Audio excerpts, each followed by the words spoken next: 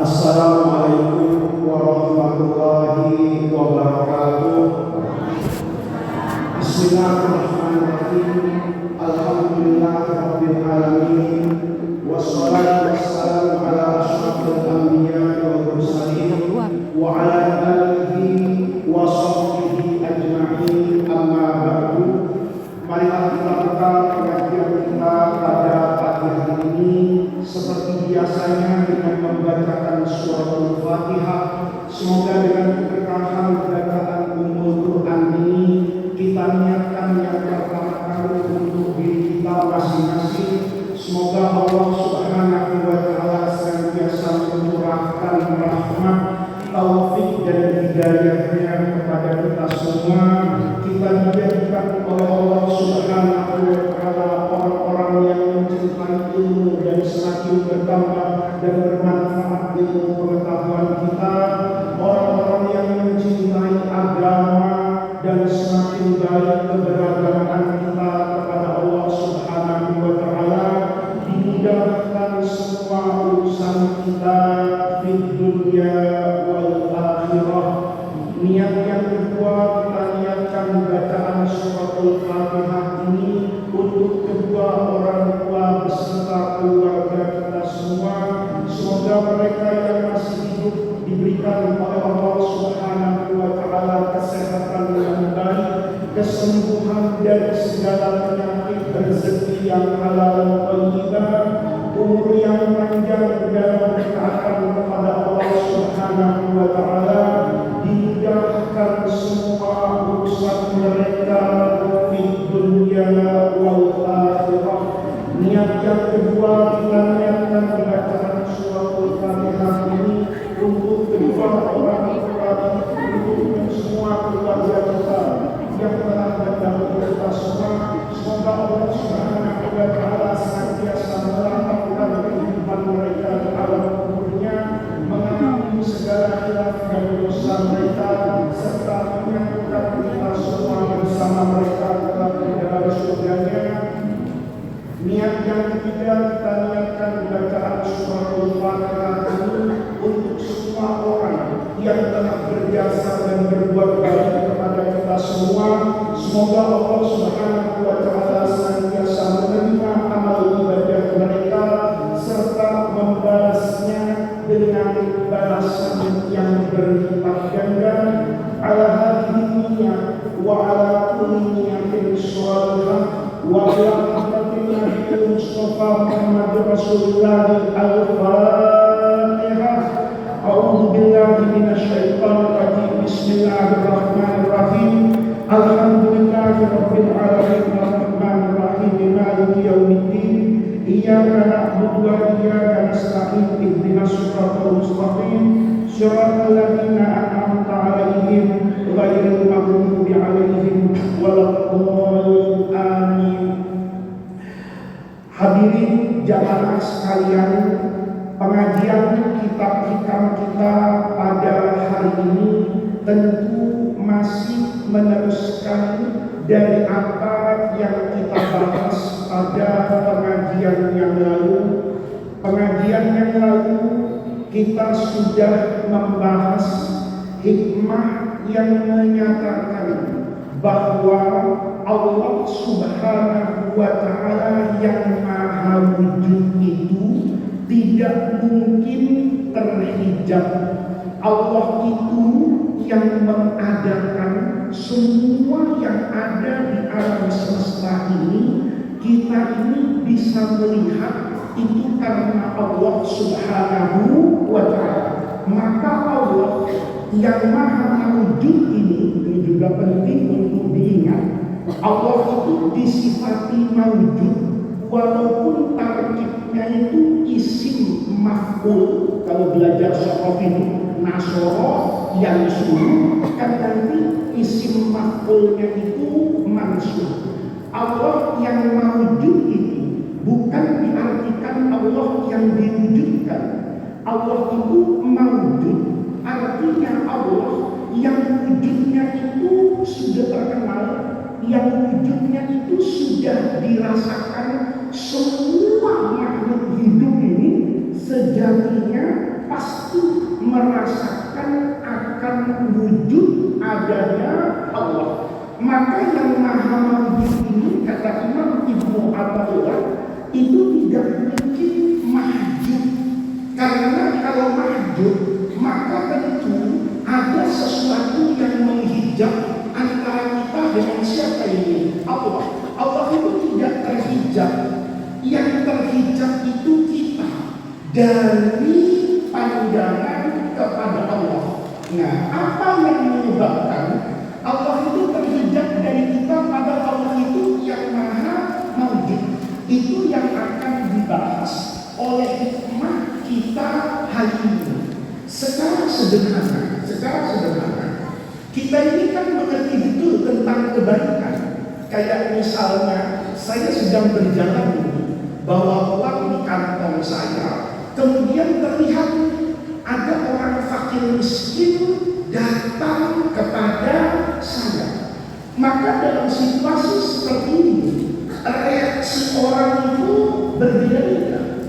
Orang yang boleh jadi tidak terhijab, matanya itu melihat ini orang lemah, ini orang pantas untuk dibantu, maka tangannya itu akan masuk ke kantong mengambil uang. Kenapa mengambil uang? Karena dia melihat kemiskinan orang ini, kelemahan orang ini yang pantas untuk diapakan, dibantu. Tapi kalau orang matanya sehat, uangnya sama, bahkan boleh jadi ini lebih kaya daripada orang yang berinfak tadi. Tapi ada kaum du'afa lewat, ada kaum lemah yang berhak untuk dibantu, dia tidak memberikan reaksi apapun. Pertanyaannya, apa dia tidak melihat kepada orang dhaif ini? Melihat. Apa dia tidak melihat orang miskin ini? Melihat. Apa dia tidak melihat orang sakit ini? Melihat. Tapi terhijab oleh kepentingan dunia. Dia terhijab bawa uang di kantong, mau ngajak anaknya, habis ngaji kamu ini ke foto makan dulu. Ya, maka ketika melihat orang lemah itu yang seharusnya dia bantu, dia terhijab ini, terhijab dengan wajah istrinya. Apalagi kalau istrinya ini suka ngomel, ya kan? Kalau uang berkurang, ini nanti jadi hijab suami. Ya, tadi yang masukkan uang ke kantong saya itu istri saya. Mana istri saya di auditor andalan di BPK-nya, semua auditnya itu cermat betul. Nanti kalau saya pulang, tiba-tiba diperiksa dompet saya, ada yang berkurang, lalu diminta bonnya, invoice-nya. Wah, ini takut nih.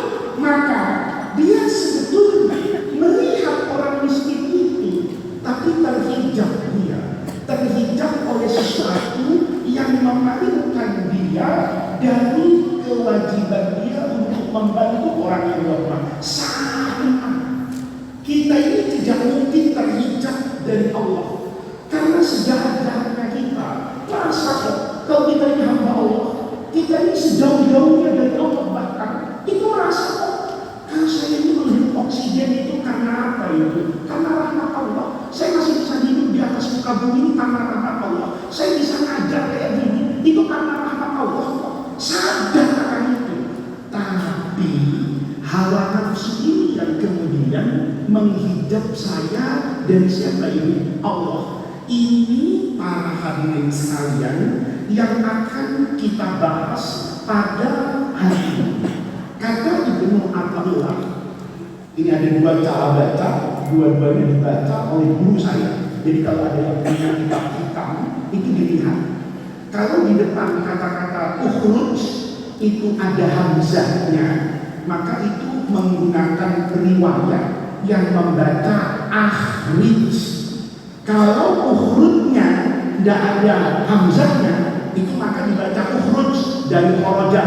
Kalau yang ada hamzahnya itu dari akhraja yukhriju, fi'il amrnya akhrij.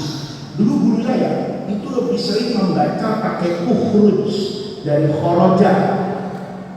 Kata Ibnu Athaillah, ukhruj min awsafi basyariyatika an kulli wasfin munaqidin li ubudiyatika li takuna li nida'il haqqi mujiban wa min hadratihi qariban.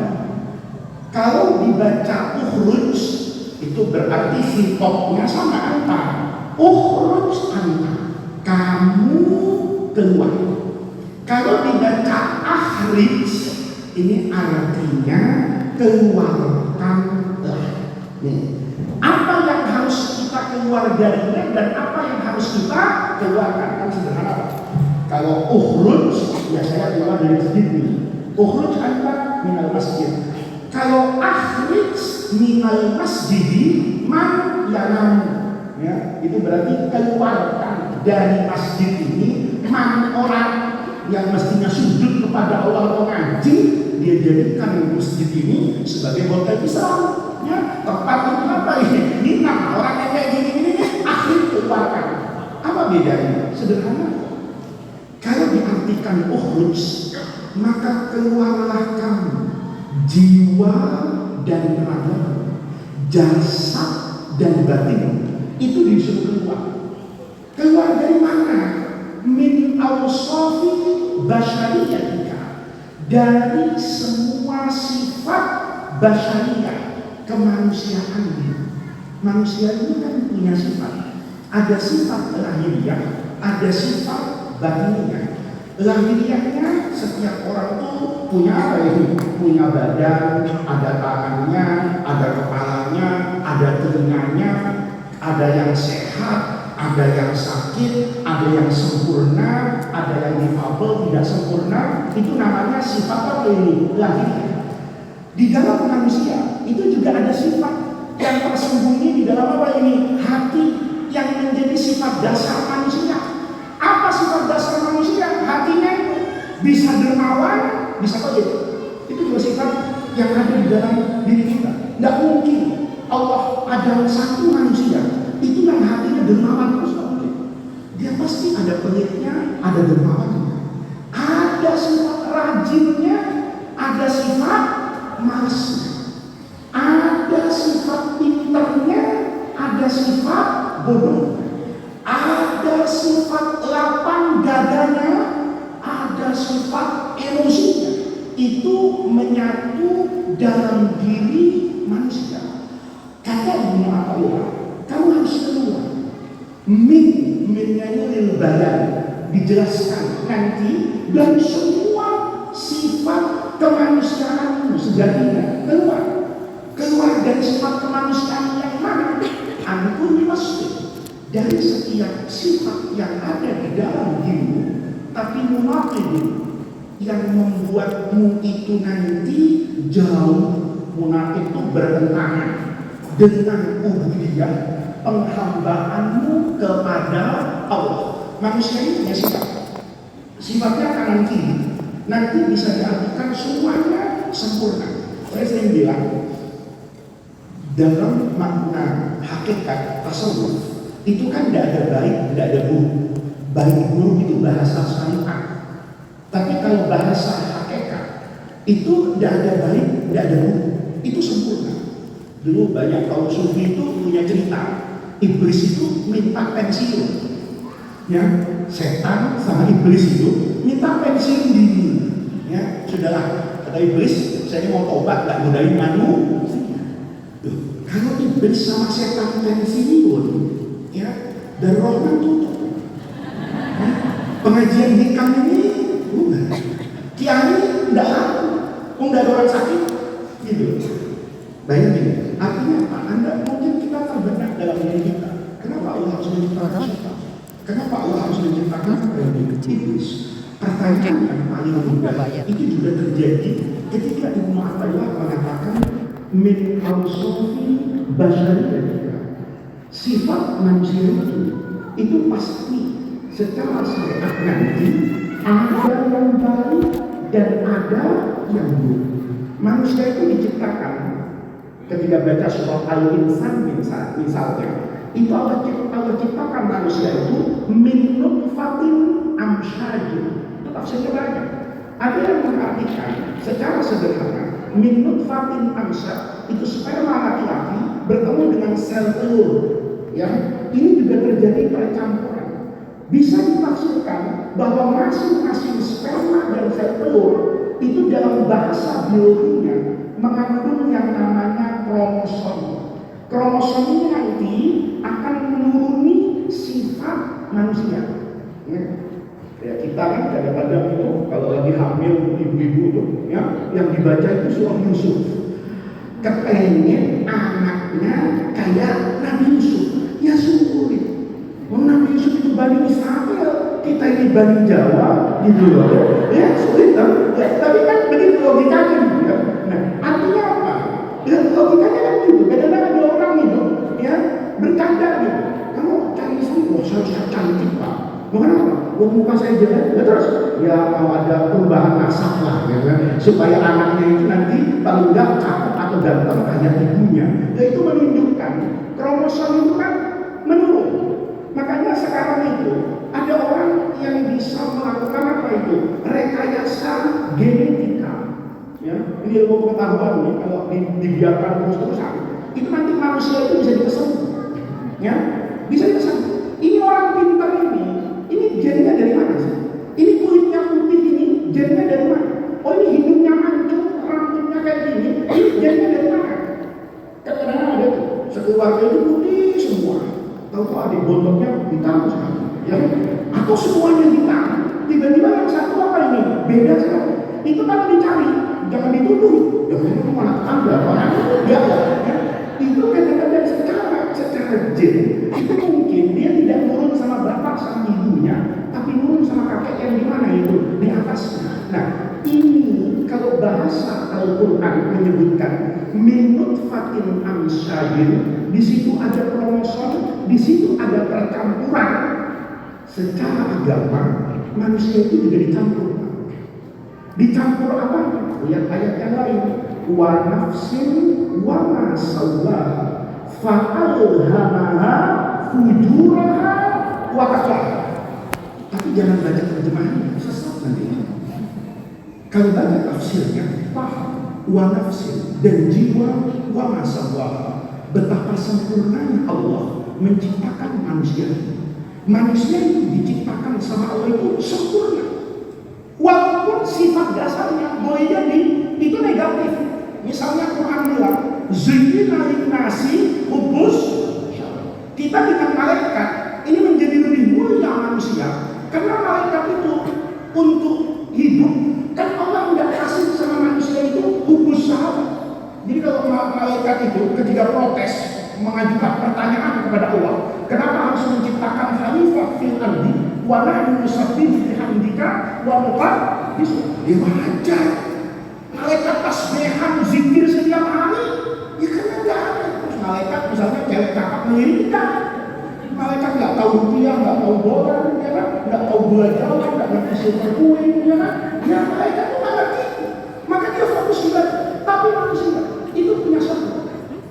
Mungkin kita terpikir, loh, kalau Allah menghendaki semuanya kebalikan, kenapa sih harus ada sifat yang namanya syahwat? Kenapa di situ harus ada cita-cita? Kenapa di situ harus ada keserakahan? Serakah itu sempurna hidup. Manusia itu kalau nggak punya syahwatnya, nggak ada keindahan dunia.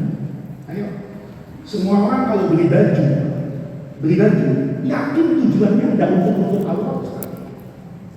Bagus apa jelek? Sholat itu mau pakai mangga, atlas, BHS, kan sama aja. Apa ada? Oh kalau pakai BHS kayak Farisi itu nanti masuk surga duluan, nggak bisa. Kalau catnya mangga asam tapi kan begitu kan? Nggak ada. Anda bisa lihat. Sebetulnya yang pakai sarung itu kan bukan aurat kita. Yang pakai sarung itu syahwat kita. Yang makan itu sebetulnya bukan mulut kita. Mulut itu dikasih apa aja mau kok. Dikasih bau juga mau. Ayo coba. Ya, ada orang ini mau gitu masukin mulut nggak pernah. Mulut itu nggak pernah. Yang protes itu syahwat. Ada orang diajak makan. Kadang-kadang nggak mau tuh bukan karena makanan. Ada saya punya teman. Saya jangan makan di sini. Enggak. Kenapa? Enggak level. Apa kata orang, kalau nanti melihat saya makan di situ, lihat, berarti dia yang lapar itu bukan perutnya, tapi apa? Mata dan telinganya. Dia mau lihat makanan itu, kalau makanannya dikemas dengan kemasan yang bagus, di tempat yang mewah, telinganya itu mendengar pujian. Minum kopi 300.000, lihat. Yang membedakan itu kan bukan mulut, tapi syahwat. Tapi gara-gara ada syahwat, hidup itu jadi bagus. Coba semua orang nggak punya syahwat, habis umat Islam. Kenapa? Nggak ada yang nikah, nggak ada yang punya. Maka mulai besok Islam akan apa itu? Akan hilang dan musnah dari muka bumi. Kenapa ada umatnya Rasulullah? Karena ada orang mau nikah. Nikahnya juga masih milih-milih. Sehingga ketika milih-milih itu, di situ ada kebaikan. Terus saya nggak mau lah punya suami yang dia baca Quran nggak baca, dan baca Quran nggak bisa, ya nggak dunia nggak akhirat. Dia punya standar. Kamu mau punya suami yang kayak apa? Oh, saya punya suami yang hafal Quran.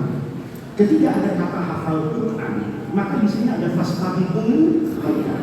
Di situ ada pesantren Quran, di situ ada orang yang cepat menghafal supaya lamanannya cepat diterima. Ada orang yang kemudian sekolah sampai S3, kata calon istrinya, bapak saya itu S3.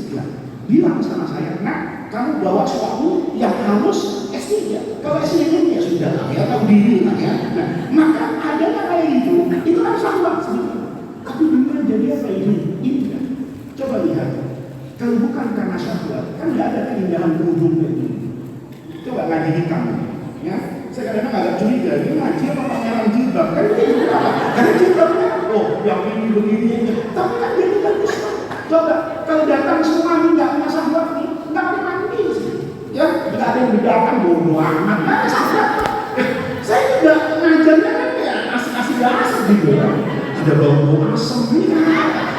Jemaah tidak mandi, tapi kan ada sahabat itu. Makanya di situ wanafsin, Allah ciptakan itu semuanya dalam keadaan apa ini? Sempurna. Kesempurnaan ini nantinya itu akan bermanfaat atau tidak bermanfaat, itu bergantung orangnya. Fa'alhamaha fujuraha. Allah berikan gambaran, Allah tunjukkan kepada dia fujuraha, jalan kefasikan untuk dihindari, wataqwaha, dan jalan kebaikan untuk dielakkan. Ya, jadi jangan berhenti di sininya. Oh, yang menunjukkan jahat Allah, yang menunjukkan baik Allah. Kalau saya jahat berarti sudah maunya Allah. Nah, ini yang kayak gini separuh pintar banyak gobloknya ini ya. Dia tidak baca tafsirnya. Allah tunjukkan jalan keburukan untuk Anda hindari, dan Allah tunjukkan jalan kebaikan untuk Anda ikuti. Dilihat di sini. Sifat manusia ini bisa baik dan bisa buruk, itu tidak berdiri sendiri. Contohnya, ya, lemah gemulai, perkasa, itu sifat bagus. Ya, perkasa, kalau laki-laki perkasa, jadi bagus. Tapi kalau istrimu perkasa, sedih. Benar nggak? Benar nggak? Ada nggak? Ya, atau sebaliknya, ya, lemah gemulai itu nempel sama perempuan, cakep. Tapi kalau nempel sama suami Anda, ya, dibentak sama istrinya, terus kencing di celana, tidak. Dan lihat, sifat itu sama. Dia tidak bisa berdiri sendiri. Gagah perkasa itu menjadi bagus. Kalau nempel sama siapa ini? Sama laki-laki. Lemah lembut keibuan itu menjadi bagus. Kalau nempel pada perempuan, dia menjadi sempurna. Orang ini yang dermawan itu bagus. Tapi kalau terlalu dermawan, bahaya. Ya, ada orang pelit. Pelit itu pada kondisi tertentu bagus. Tapi pada banyak kondisi pelit itu diartikan jelek. Tapi suami itu kadang-kadang perlu pelit. Karena suami itu tidak punya sifat pelit. Shopee itu datang setiap hari. Kenapa? Setiap istrinya bilang, abang bayar, M-bankingnya diambil. Tidak pernah dilihat, apa nggak marah? Wah, saya sama mesti dermawan, mas sama istri tercinta ada dermawan itu. Kayak begini ini, dermawan yang jadi apa ini? Setiap anaknya megang Tokopedia, itu apa dikasih? Oh saya enak, punya suami apa? Dermawan. Wah apa aja dikasih. Pertanyaannya gitu. Pada kondisi tertentu boleh jadi sifat pelit itu dibutuhkan. Ada banyak kondisi bisa jadi sifat pelit itu menjadi kejahatan. Sifat dermawan itu ada banyak kondisi boleh jadi teruji, tapi pada kondisi tertentu itu malah nggak baik. Contoh, saya sekarang itu nggak mudah menerima telepon, saya nggak mudah buka WhatsApp. Jadi kalau ada santri DR, ya itu WhatsApp saya tidak saya baca, itu saya mohon maaf, berarti Anda belum masuk di memori hati saya. Kenapa? Ini gara-gara sifat kedermawanan. Ada orang satu, Gus, alhamdulillah saya ini sekarang ngajar di mana? Saya nggak pernah tahu. Ya, saya bilang alhamdulillah. Besok laporan lagi, alhamdulillah ini lagi ngaji Quran anak-anak saya bilang alhamdulillah. Minggu depan mulai ini. Tapi saya butuh motor terus, butuh ngaji. Terus ini cicilan 3 bulan sudah tidak dibayar. Saya bihusnya dolmi, urusan dia bohong, urusan Allah. Saya bantu transfer. Aneh. Semenjak saya transfer kayak gitu, yang minta besok ada lagi. Nomornya begitu. Karena kiai, Gus, alhamdulillah pesantren kami ini begini, macam-macam. Karena Habib, pakai fotonya Habib, saya kasih sekali. Semuanya minta. Saya mohon maaf. Kadang-kadang ada yang model COD. Ini tasbih. Alhamdulillah saya sudah bisa bekerja membuat tasbih mengajar orang zikir. Oh ya terima kasih. Ini Gus Faris, saya kirimin tasbih. Oke, saya pikir dikirimin 1. Tahu mau dikirimin 1 terus COD di depan itu. Seperti telepon Gus dikirimin lagi. Apaan kata saya tasbih? Berapa? 2 juta. Masya Allah. Ini kata saya disuruh-suruh. Jadi kalau tasbihan 1 itu kan nggak selesai gitu. Apa yang menjadikan rusak mental orang kayak ini? Karena boleh jadi saya di masa lalu itu terlalu percaya sama Allah.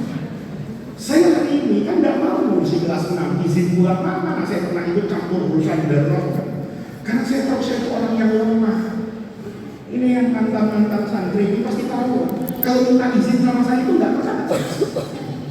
Ya nggak pernah. Kalau sudah izin gitu, apa tuh bawa neneknya? Ibu saya Gus Faris, ini mau ada syukuran, kami sudah. Saya bayangkan gitu. Iya ya, belum saya sendiri kepengen kok kumpul terus sama anak saya. Lihat, paham? Saya tuh punya sifat yang boleh dikatakan kata orang itu pemurah. Itu sifat yang boleh jadi diingini oleh begitu banyak orang. Sifat yang boleh jadi secara sekilas itu dipahami sebagai orang yang baik. Gus Faris enak, nggak pernah nyulitin orang, apa aja dikasih. Tapi akhirnya kalau saya ngurusin darahnya, seminggu runtuh pesantren. Yakin saya, kalau saya ini pegang urusan izin pulang, saya yakin ya hari Senin kelas itu kosong. Kenapa? Rusaknya di sana. Ini namanya akhir min awsafi basyariyah. Jangan-jangan sifat yang baik itu ternyata salah saya tempatkan di sini. Sebagaimana sifat jahat itu boleh jadi itu tidak saya tinggalkan, itu salah. Saya butuh itu. Sama tuh dengan anak. Karena kita atas nama saya anak, kan nggak tega. Tapi kadang-kadang justru tega itu dibutuhkan untuk membangun apa ini? Jiwa anak. Maka di sini lihat, kita ini sama itu apa? Anda tuh kalau mau jadi manusia yang sukses, keluar dari semua sifat. Sifatnya apa? Yang munafikun liubudiyatika. Sifat yang kalau ada di dalam diri Anda itu nanti menyeret Anda untuk menjadi pembangkang terhadap apa yang diputuskan oleh Allah Subhanahu wa Ta'ala. Apa contohnya? Serakah. Serakah itu bagus, ya. Serakah itu bagus asli. Syahwat itu bagus. Tapi syahwat ini nanti diminta oleh agama ditahdid. Qad aflaha man zakkaha wa qad khaba man dassaha. Domir ha itu sama. Kembalinya kepada siapa ini? Hawa nafsu tadi. Hawa nafsumu itu kalau disucikan, keinginan yang menggebu-gebu, kalau dipakai untuk ngafalin Quran kan bagus. Keinginan yang menggebu-gebu, asal benar, ya Allah saya mau kerja. Kenapa? Saya setiap hari itu ketemu dengan orang yang masalahnya nggak habis. Tapi harta saya habis. Saya kasih ini habis, saya kasih saya ya Allah mau kerja untuk jadi orang kaya. Kalau saya kaya, saya ingin membuat misalnya sekolah yang peruntukannya orang-orang yang tidak mampu. Ini namanya qad aflaha man zakkaha. Keinginan yang menggebu-gebu itu ditazkiyah. Tapi wa qad khaba man dassaha. Ya, kalau kita rusak jiwa itu, ya salah. Kan begitu kan? Kita kadang-kadang ada tetangga ya, tahu-tahu punya rumah baru. Itu kadang kita sakit. Ya, ada tetangga beli kulkas 3 pintu, kita yang demam. Ya, aneh ya. Tetangganya beli Avanza, tetangga yang satunya nggak mau kalah. Yang ini mendatangkan Toyota, yang satunya mendatangkan Ambula. Sakit hatinya, akhirnya kena serangan apa itu? Itu karena khoda mandasa. Tapi kalau aflaha mandasa ditazkiyah, ya Allah, saya mau kerja untuk saya melihat istri saya itu, ya Allah kasihan ke pasar kepanasan jalan kaki. Saya kepengen ya Allah punya motor. Begitu punya motor disyukuri, alhamdulillah saya punya apa ini motor. Lihat betapa bahagianya kamu hari ini istriku, ke pasar tinggal tangannya yang bergerak. Ya, kemarin kakinya yang bergerak dan hatinya yang menjerit. Kan begitu kan? Kenapa? Bawa belanjaan banyak, anak suaminya nggak bantuin, ya kan? Itu jalan kaki. Nah, lihat, ketika diniati seperti itu, maka ini menjadi sifat yang baik. Tapi kalau diniati yang salah, itu nanti Anda akan munafiqun li ubudiyatillah. Dia akan bertentangan dengan sifat ubudiyah kepada Allah. Oleh karena itu, kalau orang tadi berhasil untuk menjadi manusia yang sifat-sifat yang bertentangan dengan ubudiyahnya dikeluarkan, dipisahkan, disapih, ya, maka yang terjadi lipatunnya supaya Anda linida Anda menjadi mudah untuk menjawab nida'ul haq, panggilan, perintah, ajaran al-haq, Allah yang maha benar, wa min hadratihi qariban, dan Anda akan semakin dekat kepada Allah. Allah tidak lagi terhijab oleh apapun karena Anda sudah membuang apa-apa yang menjadi hijab Anda dari Allah Subhanahu wa ta'ala. Kita misalnya ya, manusia sekarang itu yang kurang itu kan syukurnya. Hidup kita hari ini secara total itu kan jauh lebih baik dari generasi sebelumnya. Contoh, anak Darrohman tanggal 21 Desember itu libur. Dulu kalau libur pertengahan tahun itu yang tidak pulang banyak. Sekarang tidak ada. Saya tanya, itu anak-anak Kalimantan, anak-anak mana? Jawabannya pulang. Yang tidak pulang itu hanya anak Maluku Utara. Ya, teman-temannya siapa itu Niza, itu yang memang mereka sekolah ke sini pun orang tuanya itu hanya berbekal doa tanpa membekali apapun. Tapi anak-anak Sumatera dulu yang generasi saya atau di atas saya, ya, ini rasanya itu kalau lebaran pondok itu ramai. Anak Sumatera itu bisa 30-40 orang nggak pulang itu ada di Darmakan. Kemarin lebaran kemarin tinggal 3. Itu semuanya anak Maluku. Yang lain pulang. Naik apa? Pesawat. Ayo sekarang kan santri Darmakan yang pulang ke Riau naik mobil ada nggak? Kalau ada, itu namanya jalan-jalan. Gitu. Rata-rata booking tiket itu Fadli yang sudah ikut saya ini. Itu kalau mau liburan begini ini, itu udah handphone mulu. Ngapain kau Fadli? ini nyari travel terus, anak-anak Jambi mirip maunya dari Halim, yang ini maunya dari Soekarno Hatta, semuanya naik pesawat satu. Dan nggak ada yang dari Rahman itu ke pasar Minggu dulu untuk naik Damri ke bandara, nggak ada.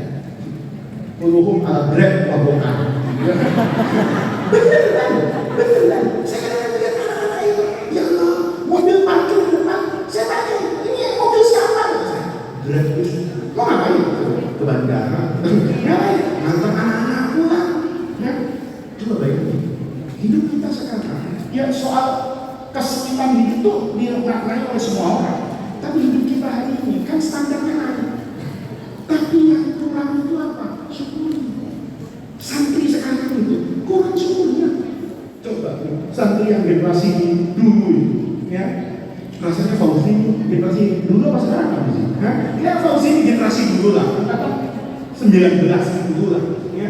Ini dari Rahman angkatan 19. Dulu di tengok itu dia apa?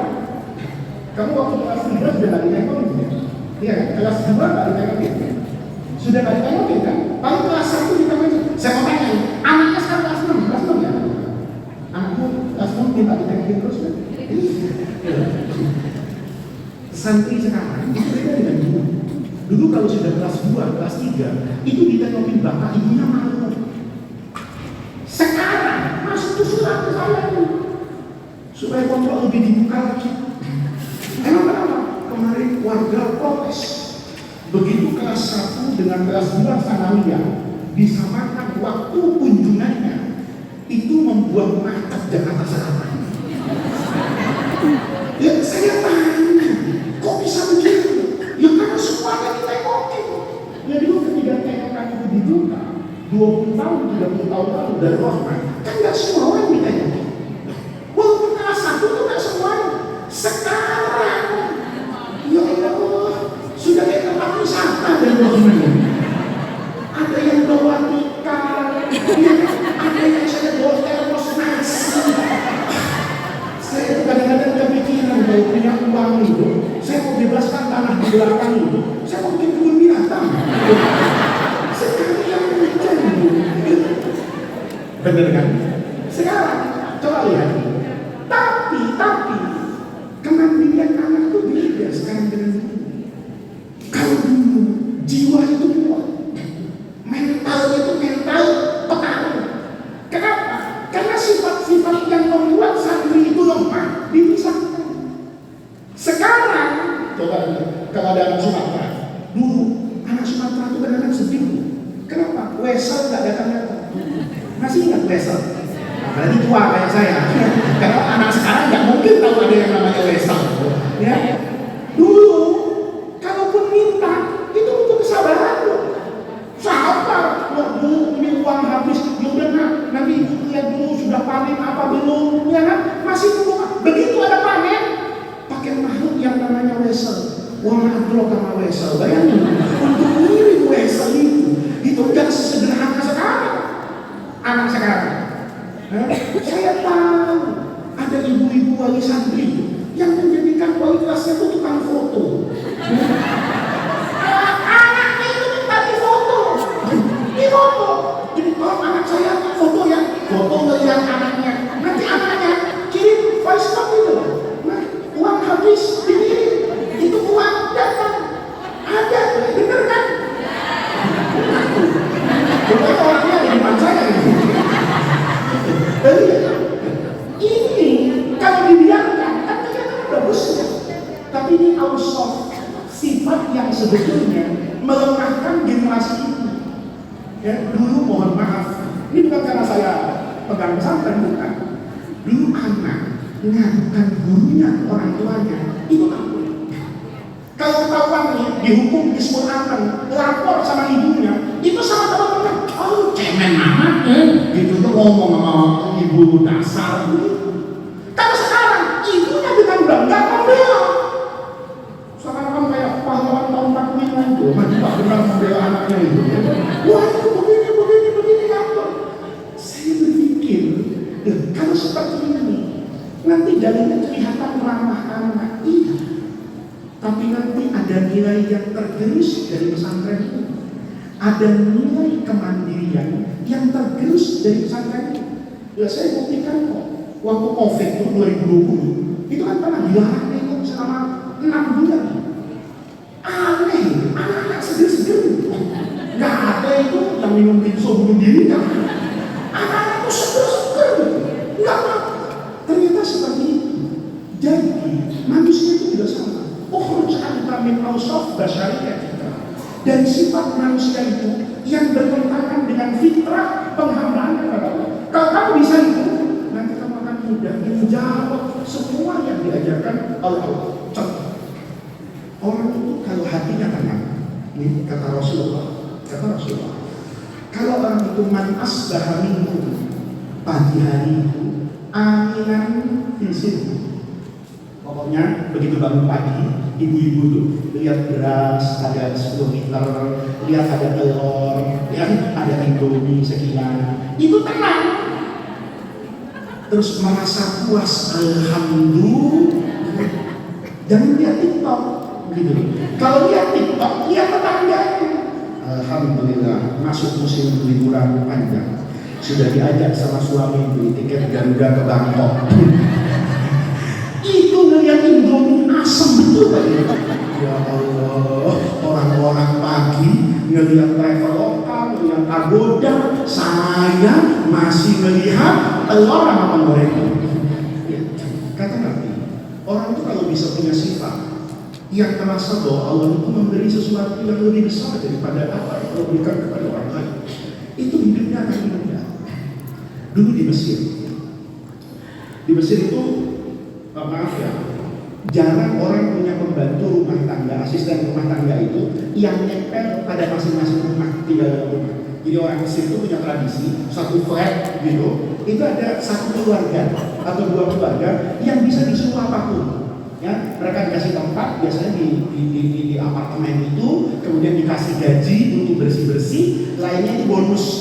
Nah, satu ketika, guru saya cerita, ada orang ya, yang hidupnya itu sangat prihatin, dikasih di apartemen itu di atas, lantai paling atas, tetapi bukan bangunan permanen. Kalau ibarat sekarang itu gubuk. Satu hari yang pendidikan yang luar biasa, ibu ini boleh jadi hanya membantu rumah tangga, tapi mungkin lebih hebat dari istri saya dalam mendidik anak-anaknya mengerti makna bersyukur. Satu ketika itu hujan deras. Kalau di sini orang tuh dengan hidup hujan itu familiar, karena memang negerinya sudah hujan, jadi persiapannya itu ada. Hampir semua orang punya payung.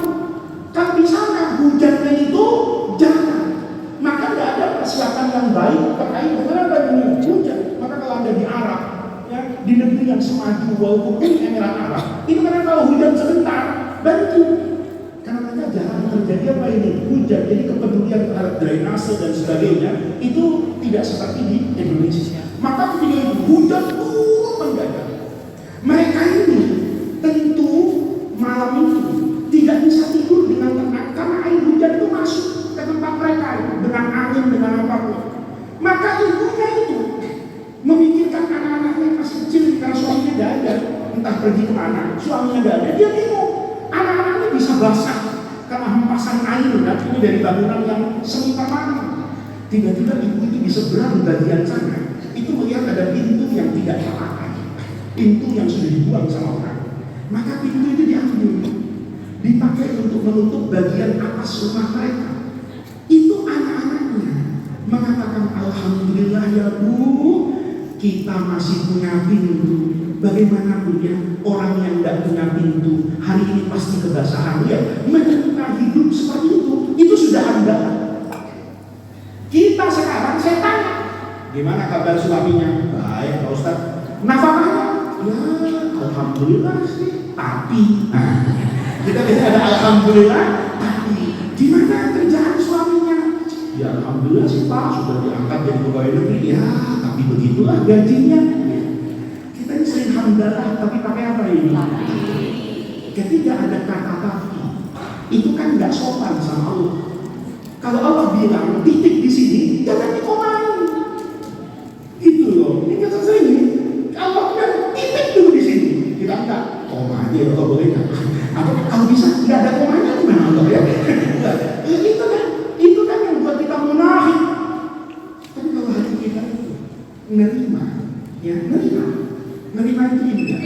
dulu saya punya cerita. ada pegawai kerja gitu ya. Itu loyalitasnya luar biasa. 20 tahun kerja itu tanpa cacat. Satu hari ini pegawai ini yang biasa berdisiplin, berdedikasi, loyalitas tanpa cacat, nggak masuk kantor tanpa izin, nggak masuk, ditinggalin pekerjaan itu.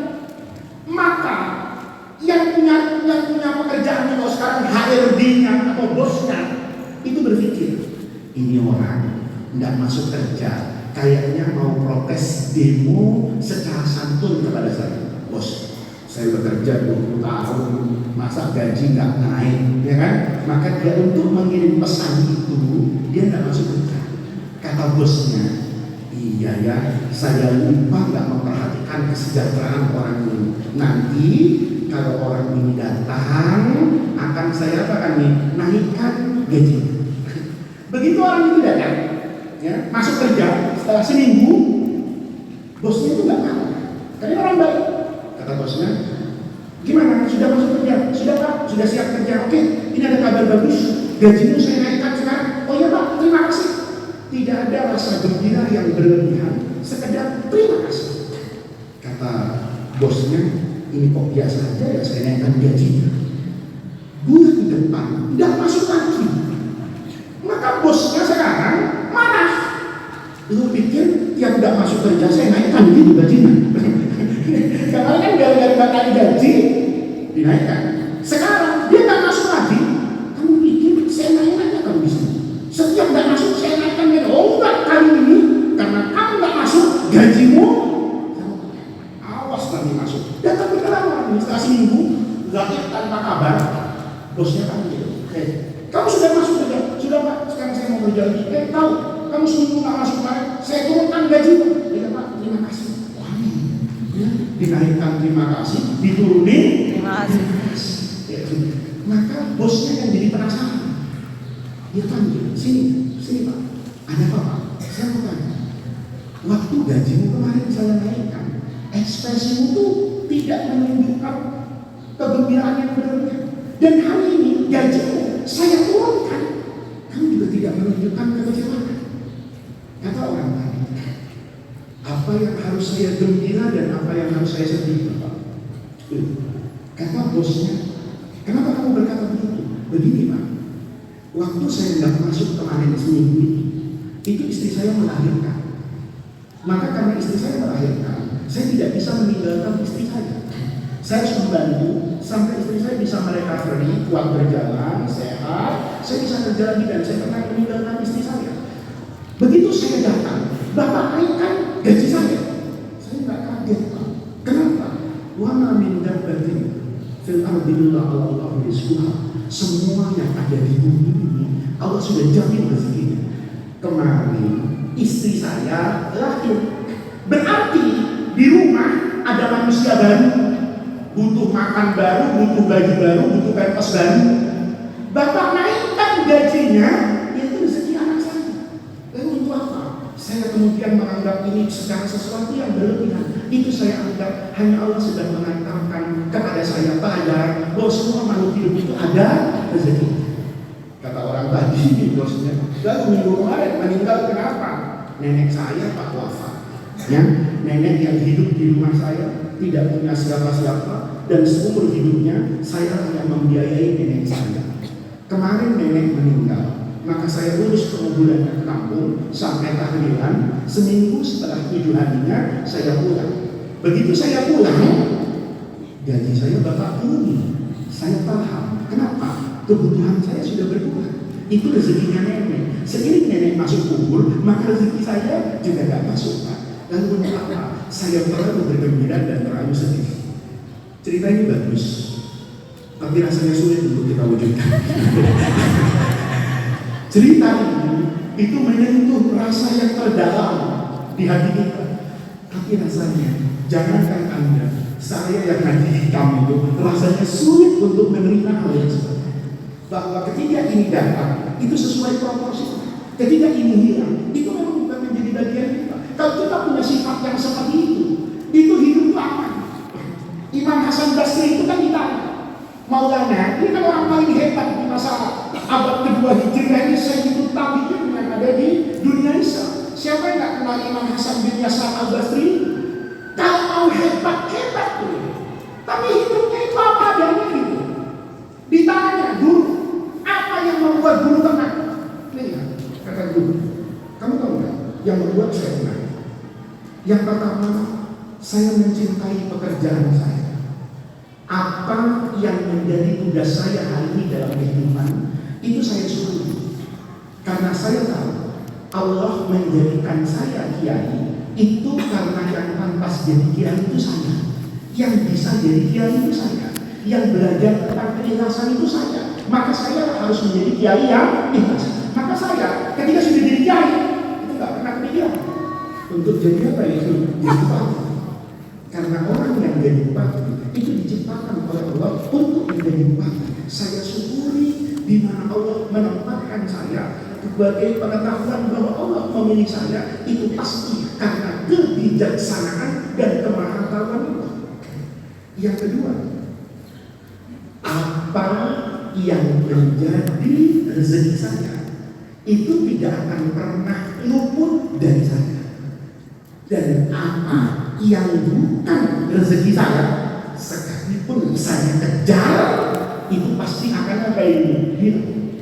Maka karomahnya Imam Hasan al-Basri itu karena punya muamalah biasa dengan Allah begitu, maka Allah membuat kebiasaan kepada begitu. Apa kebiasaannya? Kata Imam Hasan al-Basri, saya itu adalah orang yang percaya dengan janji Allah. Tapi percaya itu semuanya. Kalau kita kan enggak. Kita percaya sama janji yang enak, ya. Janji yang enak itu apa?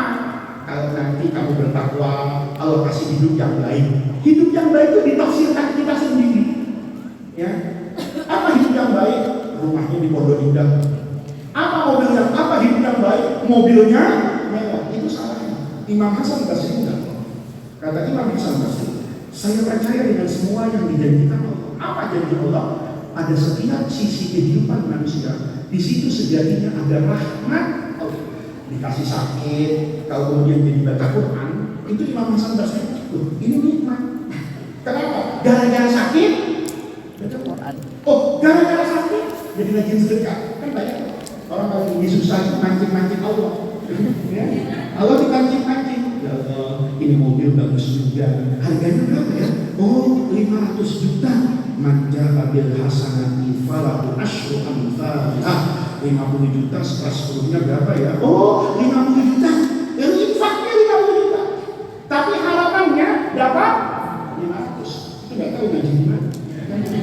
Tapi kalau orang berkeyakinan semua kebaikan itu pasti Allah balas dengan balasan yang berlipat ganda. Tapi lipat gandanya itu apa dalam bentuk sesama uang, apa dalam bentuk sifat mulia di dalam hati, apa dalam bentuk tabungan pahala di akhirat. Diyakini orang punya kebiasaan baik, maka Allah punya kebiasaan baik kepada orang.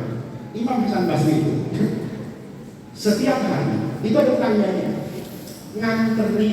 nganterin apa itu telur, ya, nganterin telur satu tempat lah ya. Mungkin katakanlah isinya misalnya 20 butir. Kebiasaan Imam Hasan Basri, telur ini dikasih ke orang yang membutuhkan itu. Jadi nanti kalau 20 telur ini dia infakkan. Kata Imam Hasan Basri, biasanya sore nanti ada lagi yang ngasih telur saya. Jumlahnya kalau pagi saya 20, saya infakkan 20, tapi bukan karena yang minta balasan, enggak. Saya percaya bahwa orang yang bersedekah itu tidak pernah rugi di hadapan Allah. Maka sore nanti pasti ada orang yang pintu ngasih telur 40. Itu kebiasaan. Satu hari pembantunya itu makan. Kata Imam Hasan Basri, ini telur 20, bagi-bagi ya ke tetangga sana. Kata pembantunya, kali ini gua ambil 10 ah. 10 diambil, gitu. 10 diambil. Begitu 10 diambil, kan nggak tahuan sama Imam Hasan Basri. Sorenya ada orang ngasih telur, kita ngasih 50. Maka Imam Hasan Basri panggil pembantunya, sini. Kamu korupsi? Kok bisa tahu? Apa ada sadapan dari KPK? Apa kata Imam Hasan Basri? Saya itu punya keyakinan dan kebiasaan kepada Allah. Iya. Keyakinan dan kedermawanan Allah. Saya itu kalau ngasih sesuatu itu pasti nanti ada balasannya dari Allah. Ini kok nggak ada balasannya? 20 dibalas 20. Berarti yang kamu ambil dari 10 karena saya 20 dibalas 40. Ya. Orang kalau seperti itu Pak, hidupnya itu menjadi apa ini? Indah. Semuanya itu ada ukurannya, semua itu ada takarannya. Maka pesan hari ini, kalau kita mau menjadi manusia yang sempurna, buang jauh-jauh kata kenapa dan mengapa dalam hidup ini. Kita sering kan, Pak, kenapa ya? Yang nggak puasa kok malah THR-nya gede Pak? Terus saya udah puasa, zakat fitrah, malah kena PHK. Ya. Kalau kita masih ada kata kenapa dan mengapa, itu biasanya hidup kita itu tidak tentram. Tapi kalau kita sudah jarang, begitu misalnya rajin berdoa, kemudian kok secara materi nggak bertambah. Hidup ini kan bukan tentang materi. Dulu Syekh Mutawalli Sya'rawi, Habib Ali bin Abdurrahman Al-Jufri, pendakwah yang terkenal di Timur Tengah itu. Habib Ali itu pernah melihat Syekh Sya'rawi itu terbaring sakit di Mesir, maradul maut, sakit yang kemudian Syekh Muhammad Mutawalli Sya'rawi itu wafat. Karena Habib Ali Al-Jufri, saya datang ke rumah imam besar tafsir ini untuk menjenguk beliau. Santri-santrinya, muridnya ini datang ke hadapan Syekh Mutawalli Sya'rawi. Semuanya doa sambil ngomong sama gurunya. Syekh Mutawalli sakit berat sudah, sakit yang nanti beliau wafat.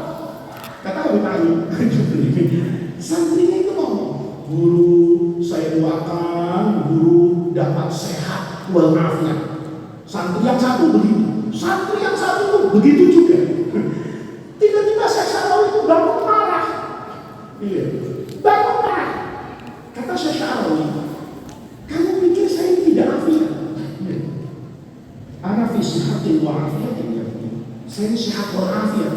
Muridnya bingung. Sehat apa? Afiat apa? Udah letak di atas kasur itu sehat apa? Apa kata Syekh Sya'rawi? Orang yang sehat walafiat itu adalah orang yang percaya dengan takdir Allah. Orang yang selalu melihat keindahan pada setiap apa yang Allah berikan kepada saya. Kalau saya dibuat sakit sama Allah, kemudian dalam hati saya menerima, itu berarti saya sehat.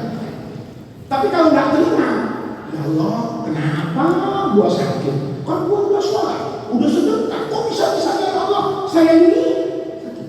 Maka di situ ada kesombongan, ada rasa ujub, merasa berhak menuntut Allah. Itu yang nanti akan mengeluarkan kita dari kemanusiaan yang sejati. Oleh karena itu, pengajian ini kita tutup ya hari ini itu dengan semua kesadaran bahwa apa yang Allah berikan itu selalu dalam konsep Rabbil Alamin. Ini kita diajari dalam hidup itu disuruh membaca hamdalah, alhamdulillah. Tapi nggak berhenti di situ kan? Ada tulisan itu Rabbil Alamin. Saya ini alhamdulillah harus memuji Allah. Kenapa Allah saya puji? Karena Allah itu Rabbun. Rabb itu dari kata-kata tarbiyah. Artinya apa? Apa yang kita terima itu sejatinya dalam konsep tarbiyah mendidik orang. Orang yang diberi kekayaan dididik oleh Allah untuk bersyukur. Orang yang mendapatkan ketahitan hidup dididik oleh Allah untuk bersabar. Jadi kalau satu hari kita dihinakan, direndahkan, itu tidak usah marah. Karena kadang-kadang saat kita direndahkan orang, kita mengerti betapa kita ini bukan siapa-siapa. Ya, kita kadang-kadang merasa sombong, kan? Kayak saya nih, kalau didanongkan, kan sombong kan? Ya, saya kok lewat itu aneh, santri itu takut semua. Ya, mesti begini, semuanya. Saya kok lewat itu santri begini. Ya, hampir semua santri dan roman kalau saya lewat itu begitu. Tapi anehnya di Mekah kok nggak ada yang begitu sama saya. Saya kemarin itu umroh sama istri saya, itu nggak sholat maghrib. Nggak sholat maghrib. Jadi istri saya itu ngajak tawaf. Kan sekarang tawaf itu kalau nggak pakai baju ihram itu kan nggak bisa tawaf depan Ka'bah, harus di dalam bangunan masjid itu. Saya pengennya depan Ka'bah, saya pakai ihram, ya pakai ihram nih. Padahal tidak tawaf yang ya bukan tawaf umroh dan bukan tawaf haji, kan harus ihram pakai baju biasa. Tapi kalau pakai baju biasa itu harus di dalam masjid, nggak bisa di lapangan. Maka saya nggak tahu itu dosa apa enggak gitu ya, bohongin polisi ya, karena saya pakai ihram gitu, nggak ditanya sama polisi. Masuk di masjid Balik Fahad itu depan Zam-Zam itu satu-satunya pintu yang bisa masuk ke dalam Sukul Ka'bah. Masuk saya dengan istri saya, kaget saya, masya Allah, itu halaman penuh.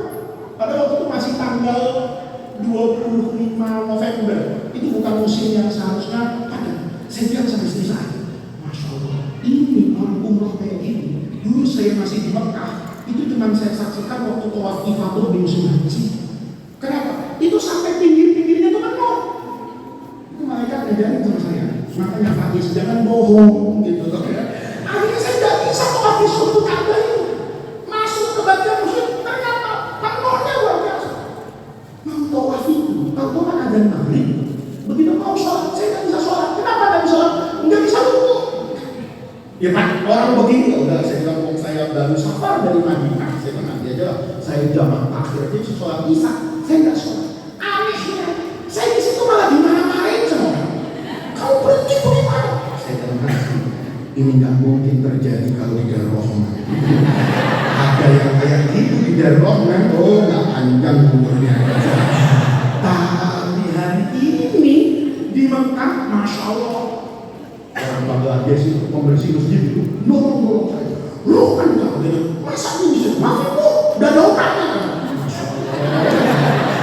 Ini kalau ada yang foto di Darrohman viral, repot ini bagi saya. Anda maaf bu, berhenti di sini. Saya berhenti di situ. Kenapa? Saya lupa waktu tawaf itu saya nggak bawa tas. Handphone saya itu di tasnya istri saya. Kalau handphone saya di saya lupa nggak janjian bisa istri saya ini selesai ini kemana kita nggak janjian. Berarti saya kan nggak boleh jauh-jauh dari istri saya. Saya lihatin istri saya itu. Karena saya lihat dulu, mana? Dari sana orang Syria orang besar-besar itu. Kamu ngapain sih malah jalan orang sana situ? Saya dalam hati ya Allah, iya itu pentingnya. Ihram itu pakai baju yang sama. Kenapa ke rumah Allah itu harus pakai baju yang unik supaya di Sukul Ka'bah itu nggak ada yang kenal. Saya sering dulu tawaf sama Pak Kiai, itu saya melihat karena saya kadang-kadang terakhir saya dengan Pak Kiai itu 2016 tawaf diundang sama Raja Salman baru pertama kali jadi raja itu. Saya diundang sama Pak Kiai, saya nemenin Pak Kiai tawaf di musim ramai. Waktu tawaf itu, saya nggak lihat loh. Ini si A, ini si B. Anehnya si A dan si B itu nggak lihat saya dengan Pak Kiai. Padahal ini dia. Begitu disari Mas A, ya tahayul itu, karena udah selesai ibadahnya itu orang yang tadi tawaf itu meluk Pak Kiai. Masya Allah, Pak Kiai suka betul, dicium tangannya. Saya dalam hati, Abi kemana? Kenapa? Karena dia menjadi satu. Dia bisa biasa melihat Pak Kiai itu pakai peci, pakai sarung, pakai baju ini. Berubah bajunya, itu bisa jadi satu. Maka Anda kalau suaminya berganti baju, hati-hati. Biasanya sarungan atau pakai celana jeans. Biar saya menyamar apa mau selingkuh? Kan gitu kan? Ketika dia bajunya berganti, itu kadang-kadang orang jadi apa ini? Sarung. Dia lihat tuh, ini Faiz bukannya. Kenapa kayak Faiz tapi bajunya enggak? Kan karena dia setiap hari lihat saya pakai baju seperti ini. Itu manfaat. Bahwa di rumah Allah itu harus diorganisasi.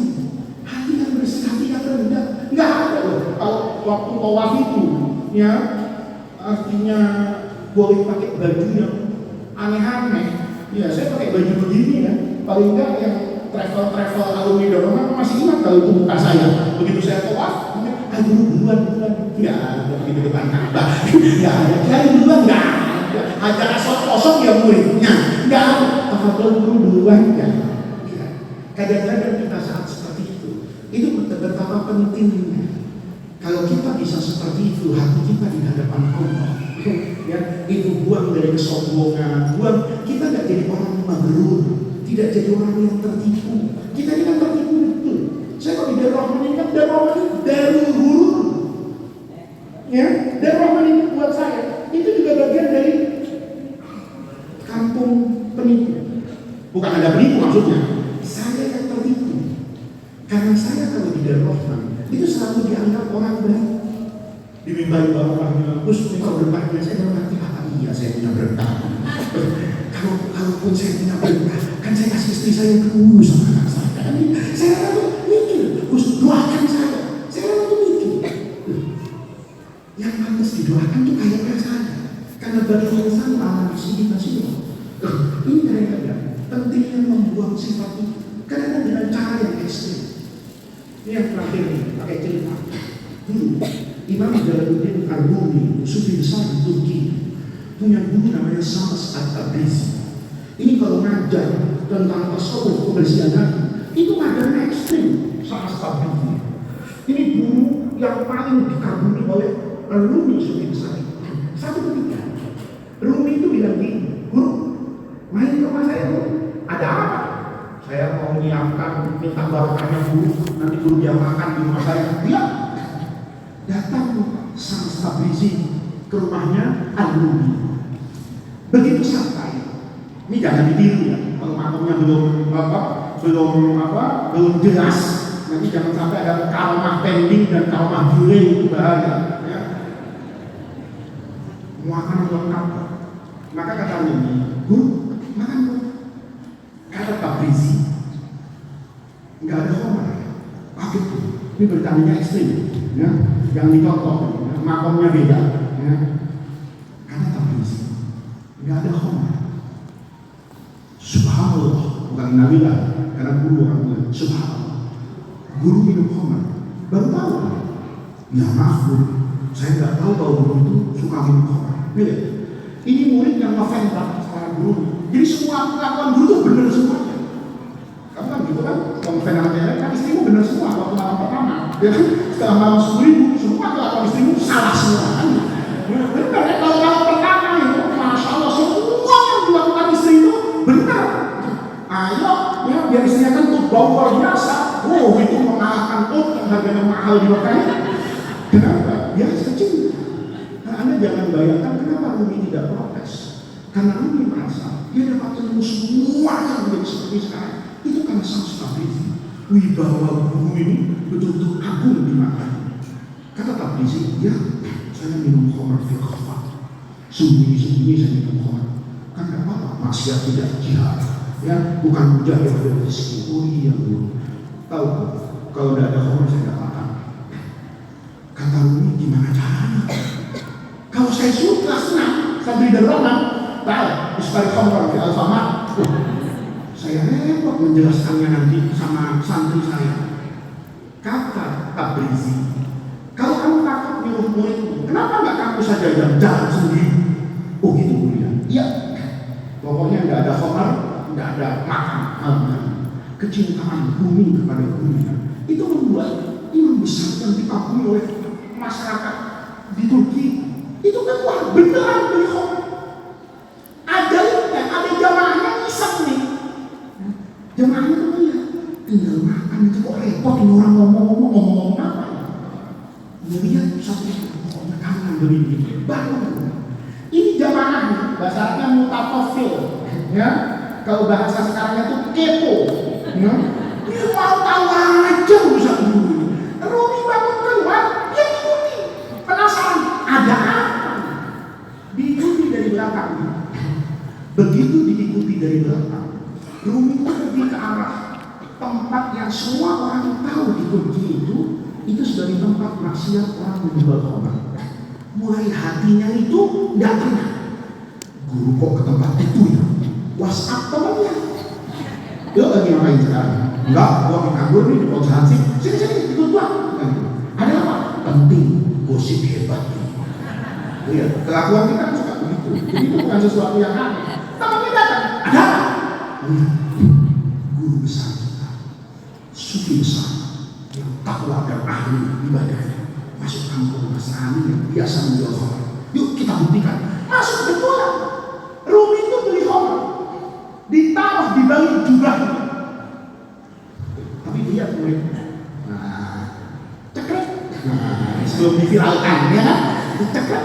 Dipotong nanti nih. Dalam apa ini? Konteksnya. Sekarang sering begitu. Video orang lagi ngapain, ada di mana, situasi kayak apa, lalu dipakai dengan otaknya sendiri. Cekrek. Begitu cekrek ada alat bukti, nggak sabar. Dia teriak, ya ma'syaron nas. Wahai orang-orang tunggu. Rumi ini baru keluar dari toko. Wahai tunggu, kita ditipu sama tokoh agama. Ini orang pendusta, mengatakan semua hinaan. Kata Rumi, nanti kan kamu kan jamaah saya ada apa? Sudah guru, nggak ada guru, nggak ada kiai, nggak ada syekh. Najis loh gitu kalau orang. Kenapa kata Rumi kaget? Orang sudah ngumpul kan, sudah jadi tontonan ramai. Kata orang tadi, bukan jubahmu, jangan bersembunyi di balik jubah besarnya. Jubahmu itu jubah yang penuh maksiat. Ini bukan beneran Pak. Ada apa ini? Ada minuman keras 2 botol di sini. Kata orang ini, apa kata gua? Ini kiai palsu. Ini penipu mati. Ini kita dia apa ini sekarang? Diprovokasi. Terprovokasi orang, dikebukin. Orang kayak gitu memang nggak kayu, ribut Pak. Ruminya kan teriaknya, orang udah nggak perlu dikebukin. Tapi si dengar, keluar dari rumah.